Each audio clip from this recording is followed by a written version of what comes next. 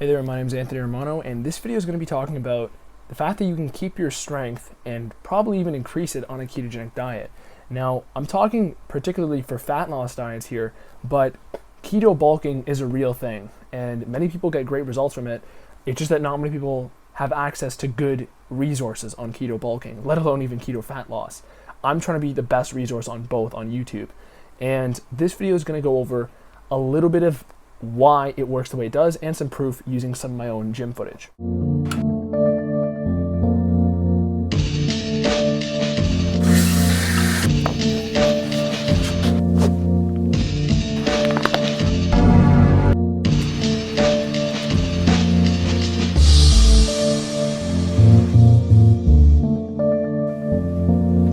So, if you've watched any of my other videos, you've probably heard me talk about keto adaptation. And keto adaptation takes place after about a month of keto dieting. Keto adaptation is the only area where you will start to see strength gains even if you're losing body fat. So even if you're in a calorie deficit, even if you're fasting, for me, I have about 1,800 calories a day right now, guessing around 9% body fat, 22 years old, natural bodybuilder, and still increasing my strength slowly while I'm on a fat loss cut. Keto bulks are a real thing. People do keto bulks and they get great results from them and stay lean in the process. It's just that there's not much information on it out there, and many people don't know how to do them properly, let alone even keto fat loss, as you've seen maybe through some of my other videos. I'm trying to be the best resource on both keto bulking and keto cutting and anything fitness related in a ketogenic dieting context. So I'm going to show you that you can keep your strength on a keto diet. In fact, it'll probably increase a bit. And even from there, if you wanted to do a keto bulk, that is also very possible. And I actually think it's optimal. So, of course, you can incorporate carbs. You don't have to cut them out your entire life. But this video is just going to show that keto dieting makes it possible for you to still experience strength gains, even on a fat loss cut, which is completely contradictory to any other fat loss diet. This is like groundbreaking stuff here. Okay? Everybody else in fat loss diet experiences terrible lethargy, fatigue, hunger. They feel like crap. They never stop complaining about it. I don't. Ketogenic dieting does not make you feel that way. You actually feel better.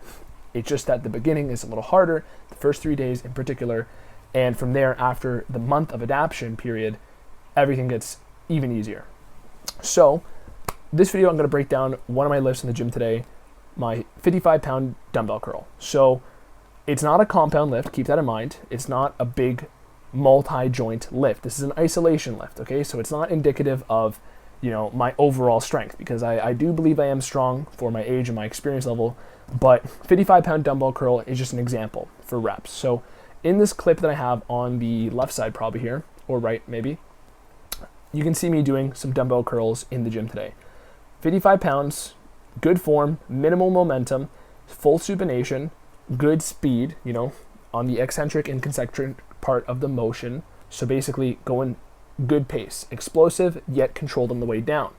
And even though it is a little tougher for me at some parts of this motion, I eventually will burn out after with a little bit more momentum on a hammer curl style. So at least 4 reps with full supination and then another 4 or 5 hammer curl style.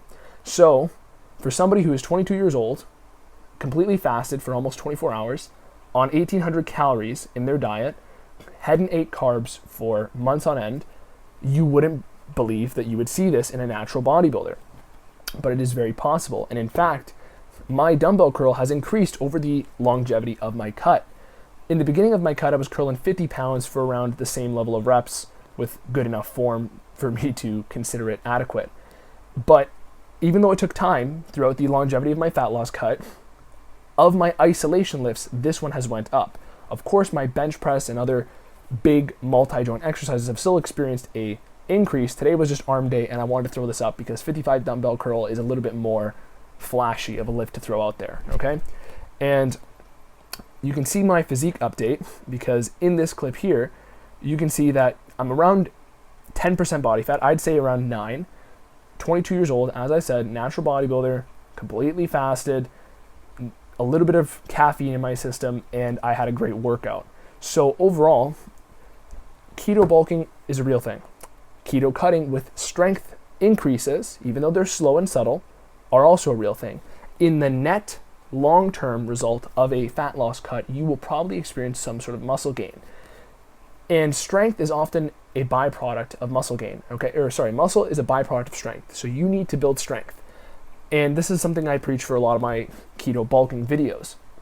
If you want to see studies on actual proof of people gaining muscle mass despite losing fat loss, I have a video on that as well. You can find it on my page. There's other research-based videos I put out, but this one's talking about the mechanisms, okay? So a lot of people tend to get caught up about too much protein, or if they're gonna have glycogen in their muscles when they're on a ketogenic diet. You will get all the glycogen you need from protein. Your body will turn the excess protein into glycogen without spiking your blood sugars in too volatile of a manner. So typically, people think you have to do 20% protein on keto. This is not necessarily true. However, if you do pound back a lot of protein in one sitting, you'll probably be a little bit hungrier later due to the insulin spike that creates. However, and because some of that protein will show up as glucose in your blood.